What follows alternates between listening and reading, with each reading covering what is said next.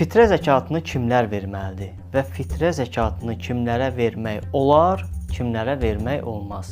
Bu barədə danışmaq lazımdır. Fitrə çıxardan, fitrə verən şəxsin gərək imkanı olsun. İmkanı olmayan şəxsin heç bir borca, filana girməyə ehtiyacı yoxdur. Çünki Allah insanı heç vaxt çətinliyə salmaz. Əgər insanın fitrə çıxartmaq qədər imkanı varsa, bayram axşamı bu fitrəsini çıxartmalı və bayram günü digər müsəlman və yoxsul olan şəxslərə bu fitrə zəkatını təqdim etməlidir. Yaxşı, bəs fitrə zəkatı kimlərə verilməlidir? İlk öncə bilmək lazımdır ki, fitrə zəkatı sədəqə deyil və bunu hər insana vermək olmaz. İlk öncə fitrə zəkatı o şəxslərə verilməlidir ki, onlar yoxsuldular və Peyğəmbərin və Əhl-i-Beyt əleyhissalamın tərəfdarlardılar. Əgər belə şəxs varsa, biz mütləq öz fitrə zəkatımızı o şəxslərə verməliyik. Əgər belə bir şəxs yoxdursa, o zaman fitrə zəkatımızı digər müsəlmanlara verə bilərik.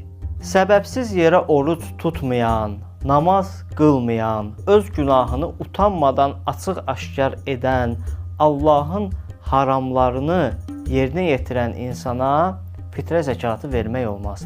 Əgər mən bilsəm ki, mənim fitrə zəkatı verdiyim insan həmən o fitrəni gedib haram işdə xərcləyəcək, o zaman o şəxsə yoxsul olsa belə fitrə zəkatı vermək olmaz. O cümlədən seyidlərə qeyri-seyidlər fitrə zəkatı verə bilməz. Seyid yalnız özü kimi seyiddən fitrə zəkatı qəbul edə bilər, bu şərtlə ki, yoxsul olsun.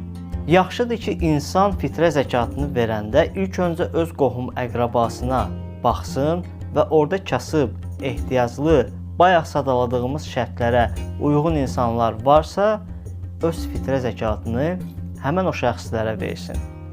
Lakin qohumda, şükür Allaha, yoxsulçuluq yoxdursa, o zaman qonşuluğa baxmaq lazımdır ki, qonşuluqda bu cür kasıb insan varsa fitrə zəkatı ona verilsin. Fitrə zəkatını verəndə alimləri, ictimai xadimləri, insanlığa xidmət edən, amma yoxsul olan şəxsləri ön planda saxlamaq və öz fitrə zəkatımızı o cür şəxslərə təqdim etmək daha yaxşıdır. Bir insanın öhdəçiliyində kim varsa, onların hamısının fitrə zəkatı o şəxsin boynundadır. Dövlətin himayəsində olan insanlar, yəni məsələn əskərlərimiz və yaxud dustaqlar, bunlar